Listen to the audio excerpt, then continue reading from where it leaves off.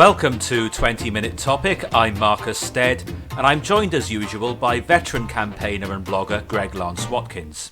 This week we're talking about groupthink and the impact of social media.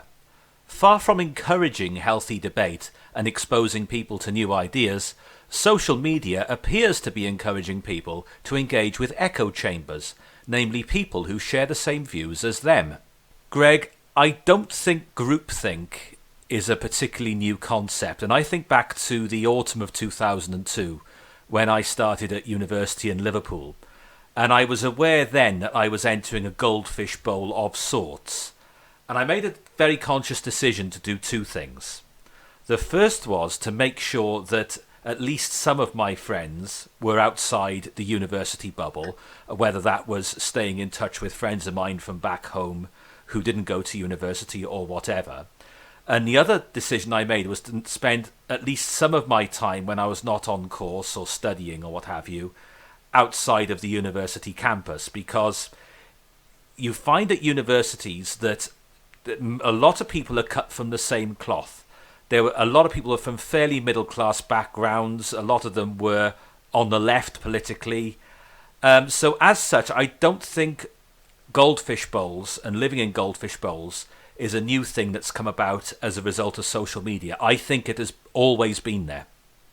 I wouldn't disagree with you. However, these particular Goldfish Bowls have been more of a movable feast as social media increases. There have always been Goldfish Bowls, I agree. Classically, the family Goldfish Bowl. The street you lived in, Goldfish Bowl. The school you went to, Goldfish Bowl. The factory you worked in. They've always been there.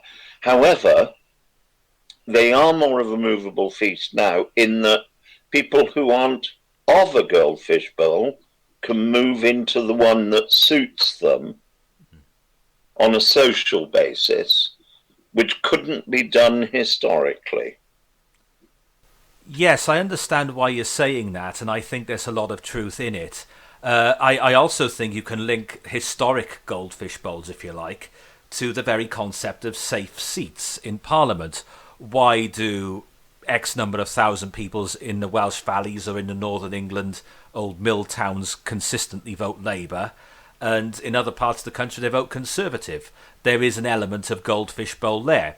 But social media, far from being social, has actually done the opposite. Rather than expanding people's horizons and opening them up to new points of view and new ideas, we have confirmation bias and people following each other on Twitter who think in the same way as them and behave in the same way as them and give them X number of likes because they're following each other.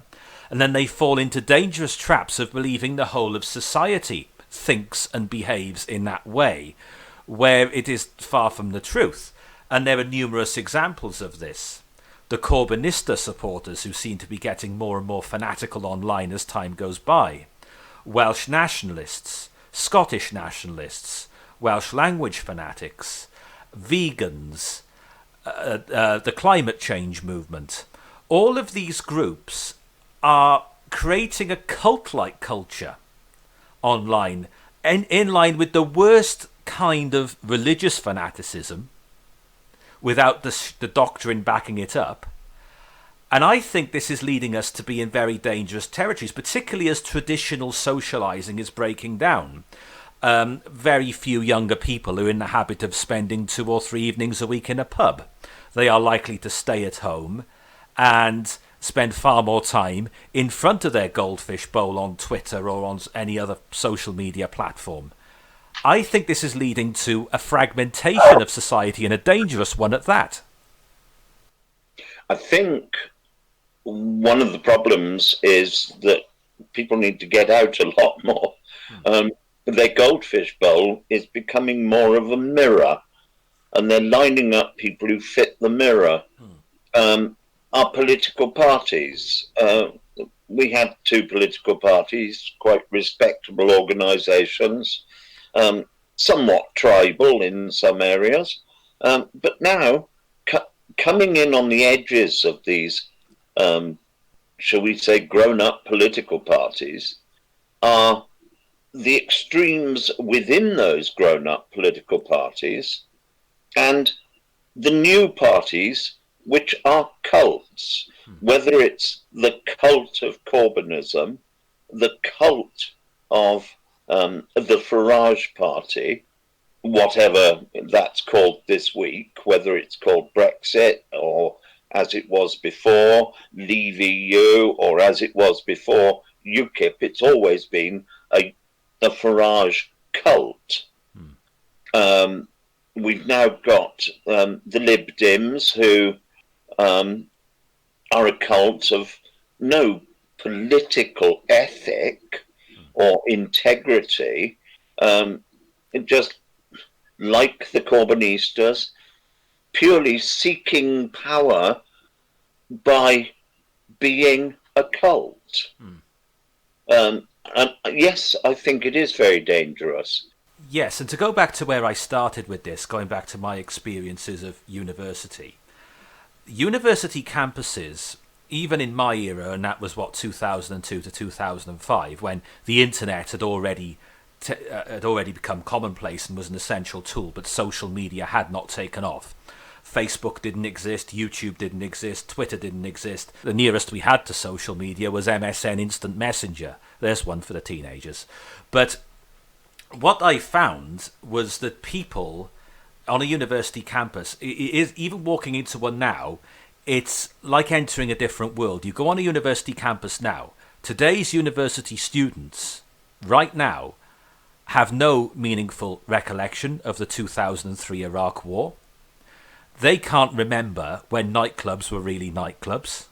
And they can't remember even things like Grandstand being on BBC One on a Saturday afternoon. Now, people of my generation, 35, it doesn't feel like all that long ago. But to them, they have no recollection of this. So even the fairly recent past is non-existent. Now, that's the culture of a university Goldfish Bowl there. And the fact that university, particularly since tuition fees came in, has become a broadly speaking middle class atmosphere. There is a very tight and an increasingly tight demographic of person who goes to university and particularly travels to university, and therefore it becomes even more of a Goldfish Bowl. So I would say to the people, congratulations to all those who did well in their A-levels, by the way, got their results the other day, and those going on to university, good luck to you. But I would say take on board what the decision I made in 2002. Make sure that of your peers of your own age group, there are at least some people who are not at university, who have gone down a different path. And also, if you are going to a different city or town to university, spend at least some of your time outside of that bubble, whether that's taking a part-time job, which will bring you into contact with different sorts of people, or whether it's simply going to the pub on a Sunday afternoon and mingling with local people while you watch the Sunday afternoon football. I think that's very good advice I would give young people to go into university. And you know what, Greg? I've said all that. I haven't even touched on social media in my comments there. Yeah, true. You've touched on social, but not in media terms. The difference between, even it would seem, your generation and mine, and I'm nearly twice your age. You're more than twice my age. Yeah, all right. Be picky. The difference is that I remember pubs when you can go in the pub and you could sit down at a table and you'd be sitting with an 80-year-old supping a pint, and you'd have somebody who was 18 all sitting at the same table chatting. Yep. I can't even think of a pub locally where you get that spread of age, leave alone on the same table. And this is something the Queen said in her Christmas message a few years ago. I clearly remember her saying this.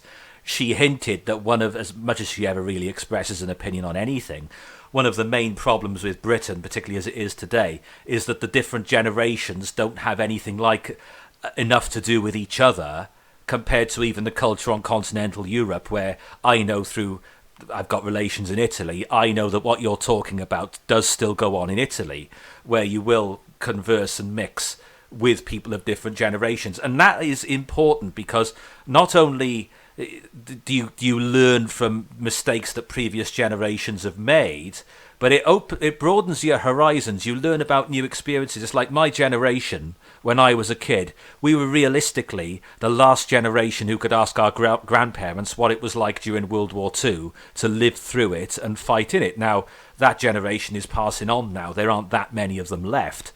Another 10, 15 years, there won't be any of them left, sadly. And you are richer for knowing these stories, not only so you don't repeat the mistakes, but knowledge for its own sake. So I think what you're saying is absolutely correct, that the different generations don't have enough to do with each other, and also the different demographics don't have enough to do with each other. And that was the point I was getting at. If you are a student, don't think that every young person thinks like a middle-class Remain voting student, because we learned, didn't we, in the 2016 referendum, the overwhelming majority of university-educated young people voted Remain.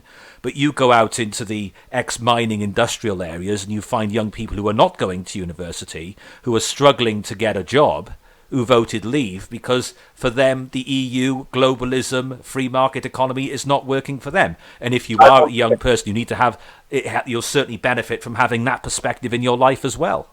And you know what? It goes further than that. BBC journalists and many mainstream media outlets, but particularly the BBC, they operate within a goldfish bowl because, again, they've gone from university, very often Oxford universities, into the BBC. And from that day, they live within the London bubble. And from that day where they start work to the sad day they're taken to the crematorium, they are largely, if not completely unaware of the world outside that goldfish bowl, which is why, this is for another podcast on another day, the increasing detachment between the mainstream media and the audiences they claim to serve. And the collapsing audiences, because the audience has moved away from them. Yes, absolutely it has. So let's move on then to this idea of social media, or anti-social media as it has become. You and I have both experienced targeted mobs, not because we've said anything outrageous or offensive, but because we've gone against what this goldfish bowl is used to. I had an issue the other day with somebody I know her profile has risen quite considerably in the last 12 months, a very, very talented writer. She was targeted extremely aggressively by one of these goldfish bowls, and I'm not going to say which one on here because it's an ongoing issue. Maybe in time I will. But what advice can we give to young people in particular, not just young people now, because this is happening all over the place. People aren't going to the pub and mixing with people and hearing a range of views and different perspectives. They're going on social media, on Twitter. They're following people who think in the same way they do and reinforce the views they already have. They take on board the evidence that backs up that viewpoint, shout down and abuse any evidence that goes against that viewpoint, and then they reach the conclusion that those who disagree with them or those who take a different view are not only wrong, but bad. Now, you can think somebody is wrong as much as you like. That's okay. But when you think somebody is bad, that you think they are motivated by evil or deliberate wrongdoing, by expressing that view, you are in dangerous ground. Now, people think I'm bad because of my views on being anti-EU, as I am, believing in freedom of choice on Welsh language provision, the will of the parent. I don't believe in compulsory Welsh language provision. I am a pescatarian, but I'm not a vegan. A lot of the vegan mob online would think that I am bad. And this is the mentality. They become so insulated in these viewpoints that they think anyone who thinks differently is bad. That's how it seems to me. Anyone, but particularly the young, what advice can we... And in this age where so many of them, it seems to me, are not really having face-to-face conversations or even phone conversations with each other. They've got their heads permanently buried in screens doing one thing or another, particularly mobile phone screens. What advice can we give them so that they can avoid this sort of narrow confirmation bias, again, use the phrase again, goldfish bowl? How can we say to them, just be aware that beyond these people you follow are people quite legitimately who have different views to you, who are very nice, decent people. Their hearts are in the right place. You are entitled to disagree with them. You are entitled to tell them you think they've got it badly wrong. But that doesn't give you the right to think that they are bad people, and that doesn't give you a right to use aggressive, abusive language or wish them dead or anything like that, because it does seem to me that an increasing number of people are thinking in exactly that way. Increasing numbers of people are acting in exactly that way. Look at the rise of knife crime and violence of that ilk.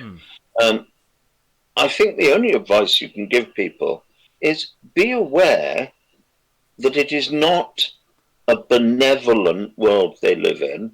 It's a largely malevolent world, and always look out for who is exploiting you and why. And we've got this problem. When I was at university and I was on student radio, I had very lively debates on my show with people on the far left, vegans, you name it. Many, many debates on the EU. Then we would go to the bar downstairs and have a drink together quite often. I am not convinced that today's university students equivalent are doing the same thing. They're not allowed to. You get no platform the second that you don't agree with the bubble. Yeah, well, I had issues with no platforming when I was at university when I tried to invite Peter Hitchens up, as you know, but that's another story. But I think this sort of thing is intensified now, that particularly young people are not used to being exposed to opinions they don't like. And we got this big discussion on now onto the issue of safe zones, because I think it ties in with this Goldfish Bowl mentality. I've read instances recently of, well, for example, George Galloway, whatever you may think of him, no longer seems to accept invitations to speak at universities because he thinks it isn't worth it. I've heard instances of controversial guests being invited to speak at universities and people in the corridor outside hugging each other in tears. And it's not because anything bad has happened to them. They've just heard an opinion they don't agree with. They seem unduly distressed by that. I think that because, and again, this is because the students in question have just lived their whole lives being surrounded by people who think in the same way they do, and they are not used to hearing perfectly legitimate opinions, which they are entitled to disagree with without... I think they probably do feel offended by it. I don't think they're faking it. I just don't think they know how to cope with opinions they don't like. I don't think that they actually should be at university. They obviously haven't got the basic education to understand that university is about learning, not about reinforcing a narrow, boring, tedious, and idiotic single opinion. Yes, that is true. So on a final note then, some of the responsibility for this, when you hear these stories about no platforming and the Goldfish Bowl culture of a university campus and the various confirmation biases we see on social media, we have to accept that a lot of the blame for this lies with the older generation, the parents and the teachers, for not getting a grip of the situation. If you were to give advice to parents in particular to prevent their children from getting trapped in this mindset, is this just a simple case of that we need to encourage our own children to mix with different generations and explain to them that, look, some people are richer than us, some people are poorer than us, some people vote for a different party to the one we vote for, and they're not bad people because of it, and that doesn't give you the right to start calling them every name under the sun or to abuse them. There is a real problem with people, particularly the young, but it's by no means confined to the young, accepting that we are allowed to disagree, and not only does there sometimes mean we have to agree to differ, but you know what, we can actually be friends with people we disagree with. That seems to be completely lost from the narrative these days. I would agree with you entirely. I would rather discuss a given issue with someone with a good education who's thought it through, who totally disagrees with me, because I might learn something from them. Talking to somebody who has identical thoughts to mine is just bloody boring. Stay at home and talk to yourself. I think a lot of young people would benefit from hearing this week's podcast. Join us again next week when we'll be debunking the theory of man-made climate change. My thanks as always to Greg, and my thanks to you for listening. See you next week.